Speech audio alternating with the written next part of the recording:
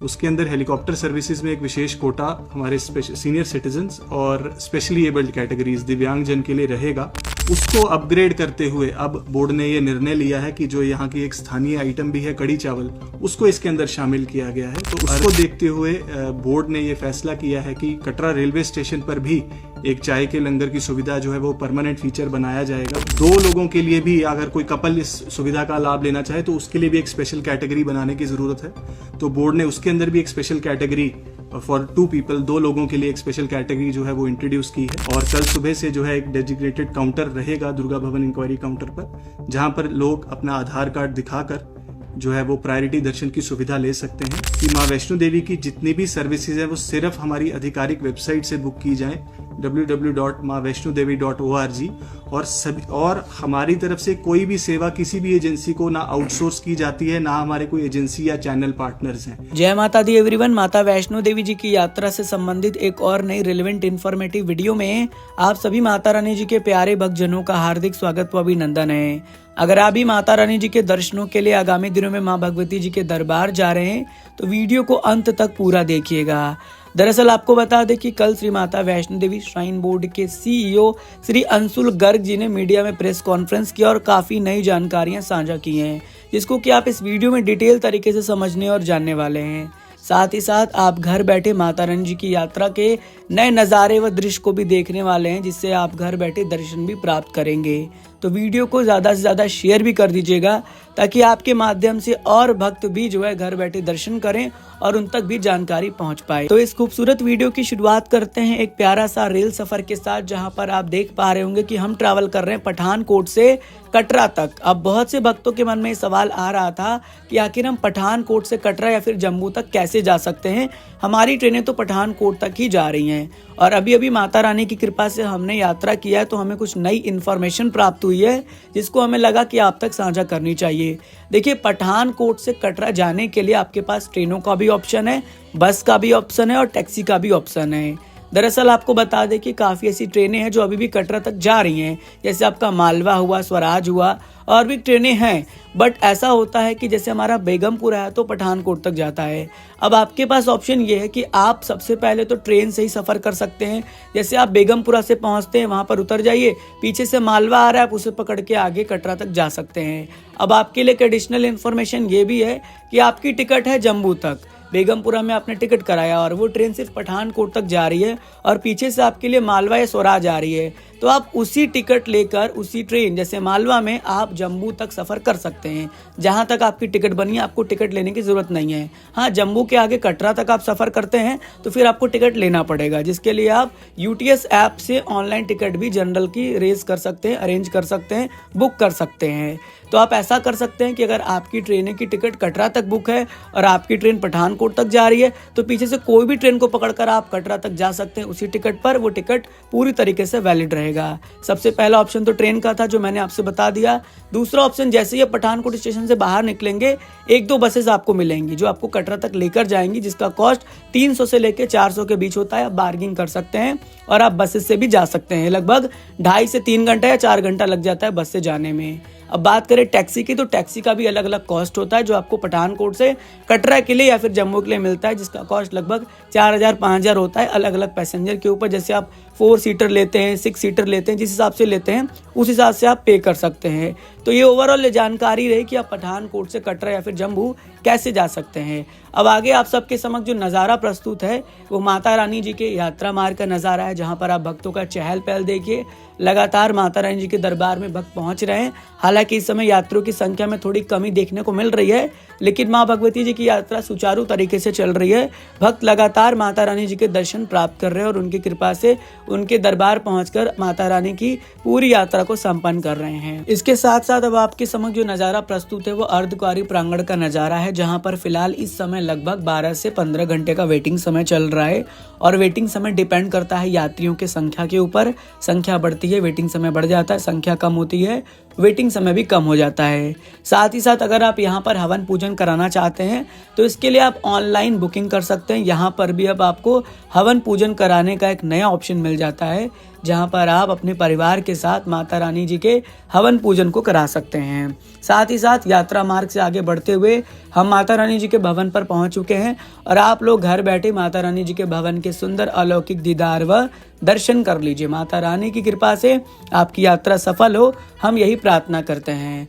अब बात करते हैं प्राचीन गुफा की। तो आप सबके समक्ष जो नज़ारा है वो गेट नंबर 5 के आसपास का नज़ारा है और रात के लगभग 10:30 बजे के आसपास का नज़ारा है। देखिए, हमने जितना भी एक्सपीरियंस किया है प्राचीन गुफा का वो यही किया है कि 10:30 बजे के आसपास प्राचीन गुफा खुलता है और लगभग जो है 1-2 घंटे तक खुला रहता है। वो डिपेंड करता है श्रद्धालु की संख्या के ऊपर। अगर संख्या बढ़ने लगती है तो फिर प्राचीन गुफा के कपाट भक्तों के लिए बंद हो जाते हैं।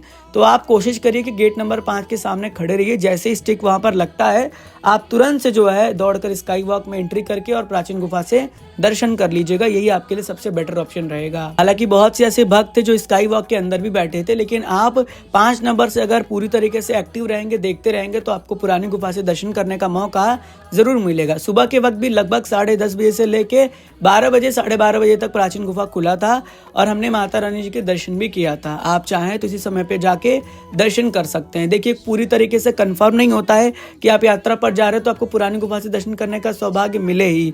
हो सकता है कि आपको ना मिले और हो सकता है कि मिल भी जाए। तो आप प्रयास करिएगा, बाकी माँ भगवती पर छोड़िएगा, माता रानी सब अच्छा करेंगी। साथ ही साथ अब बात करते हैं कल के प्रेस कॉन्फ्रेंस की, जो श्री माता वैष्णो देवी श्राइन बोर्ड के CEO श्री अंशुल गर्ग ने किया है। उन्होंने बताया सबसे पहले आपके लिए एक बड़ा ऑप्शन है।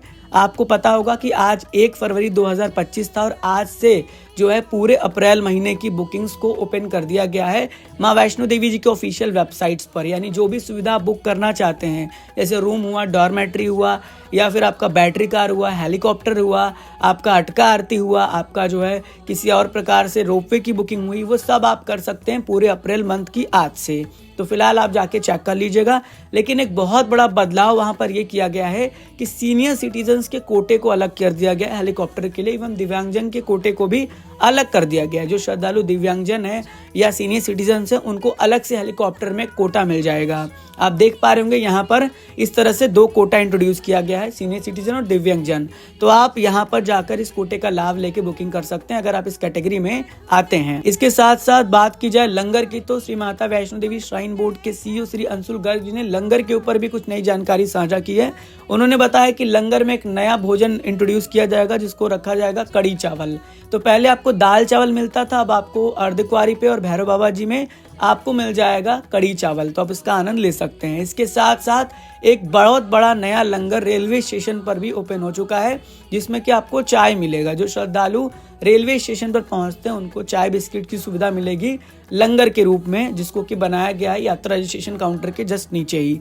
तो वहां जाके भी आप लंगर जो है ग्रहण कर सकते हैं लंगर चाय में। इसके साथ साथ बात करें हवन पूजन की, तो उसमें भी एक बहुत बड़ा बदलाव किया गया है। पहले क्या होता था कि पूरे लगभग 5 से 6 व्यक्तियों को हवन पूजन कराने का एक पैकेज मिलता था, कैटेगरी मिलती थी। लेकिन अब जो है 2 लोगों के लिए नया कैटेगरी इंट्रोड्यूस किया गया, जिसमें कि 2 व्यक्ति भी हवन पूजन करा सकते हैं अर्धकुंवारी पे भवन में। तो ये वेबसाइट पर भी चालू हो चुका है, आप चाहें तो बुक कर सकते हैं या फिर आप करंट बुकिंग प्राप्त कर सकते हैं दुर्गा भवन के काउंटर में जाके। इसके साथ साथ आगे बढ़े और बात करें कंस्ट्रक्शन की, तो कल प्रेस कॉन्फ्रेंस में उन्होंने ये भी बताया कि यात्रा मार्ग जो है उसका चौड़ीकरण किया जा रहा है, कंस्ट्रक्शन किए जा रहे हैं, इवन यात्रा मार्ग को अपग्रेड किया जा रहा है और साथ ही साथ जगह जगह पर होल्डिंग एरिया भी बनाए जा रहे हैं, जैसे कि अर्धकुंवारी पर भी। तो ये कंस्ट्रक्शन के वर्क लगातार चल रहे हैं, जिससे कि भक्तों को किसी प्रकार से दिक्कत ना हो और उन्हें बहुत ज़्यादा सहूलियत मिले। इसके अलावा अगर बात करें आधार कार्ड से दर्शन की, तो उन भक्तों को बहुत ज़्यादा बेनिफिट मिलने जा रहा है जो कटरा के निवासी हैं। उनके लिए श्री माता वैष्णो देवी श्राइन बोर्ड द्वारा एक बहुत बड़ा इनिशिएटिव लिया गया है कि अब उनको जल्दी से दर्शन करने का ऑप्शन मिलेगा, यानी प्योरिटी दर्शन करने का ऑप्शन मिलेगा। उन्हें अपना आधार कार्ड दुर्गा भवन के काउंटर पर जाकर दिखाना होगा और वहां से उनको एक पास मिलेगा, जिससे उन्हें ज़्यादा लंबी कतारों में नहीं लगना पड़ेगा और उन्हें तुरंत दर्शन करने का एक नया ऑप्शन मिल जाएगा। तो ये बहुत बड़ा बदलाव श्री माता वैष्णो देवी श्राइन बोर्ड द्वारा किया गया है। इसके साथ साथ हेलीकॉप्टर टिकट के फ्रॉड के बारे में काफ़ी तरीके से बात की गई है कि हेलीकॉप्टर टिकट या किसी प्रकार से कोई भी सुविधा अगर आप बुक करना चाहते हैं तो वो सिर्फ आप आधिकारिक वेबसाइट यानी ऑफिशियल वेबसाइट www.maavaishnodevi.org से ही आपको करना है। यूट्यूब पे भी अगर आपको ऐड मिल रहे हैं, क्योंकि मैं देख रहा था कि यूट्यूब पे ऐड आ रहे हैं, तो उस ऐड से आपको बचना है। आप गूगल पे जाके सर्च करते हैं, वहाँ पर आपको फेक वेबसाइट्स मिलता है, उससे आपको बचना है। कोई भी बुकिंग्स आपको करनी है तो वो आपको सिर्फ और सिर्फ माता वैष्णो देवी जी के ऑफिशियल वेबसाइट से ही करनी है। इसके लिए भी आप थोड़ा सा लोगों को जागरूक कर सकते हैं। इस बारे में भी सारी चर्चाएं की गई हैं। इसके साथ साथ रोपवे प्रोजेक्ट को लेकर उन्होंने यही कहा है कि अभी फिलहाल मीटिंग चल रहा है और आने वाले टाइम में इस पर कुछ जो डिसीजन होगा वो सबके सामने आ जाएगा। तो ये कुछ बड़ी बातें थी जो उन्होंने प्रेस कॉन्फ्रेंस में बताई हैं। साथ ही साथ अगर बात करें मौसम की, काफ़ी भक्त पूछते हैं कि मौसम कैसा है, हम दरबार जा रहे हैं। देखिए फिलहाल तो आज कल में मौसम काफ़ी क्लाउडी है, बना हुआ है दरबार में, लेकिन मौसम आपको पता ही है 2 मिनट में बदल जाता है, धूप आ जाता है, बारिश आ जाता है, बादल हो जाते हैं। तो फिलहाल अपने साथ गर्म कपड़ा अवश्य लेकर जाएं, जिससे कि आपको यात्रा में किसी प्रकार से कोई भी कठिनाई का सामना ना करना पड़े और आपकी यात्रा सफल रहे। गर्म कपड़ा रहेगा, मेडिसिन रहेगा, रेनकोट अम्ब्रेला भी रहेगा, तो आपके लिए बेनिफिट रहेगा, क्योंकि उससे ना आप किसी प्रकार से कोई परेशानी में नहीं आएंगे और आपकी यात्रा बिल्कुल सफल रहेगी। किसी प्रकार से आप दिक्कत में नहीं आ जाएंगे, इसलिए अपने साथ सभी सेफ्टी मेजर्स लेके जाएं।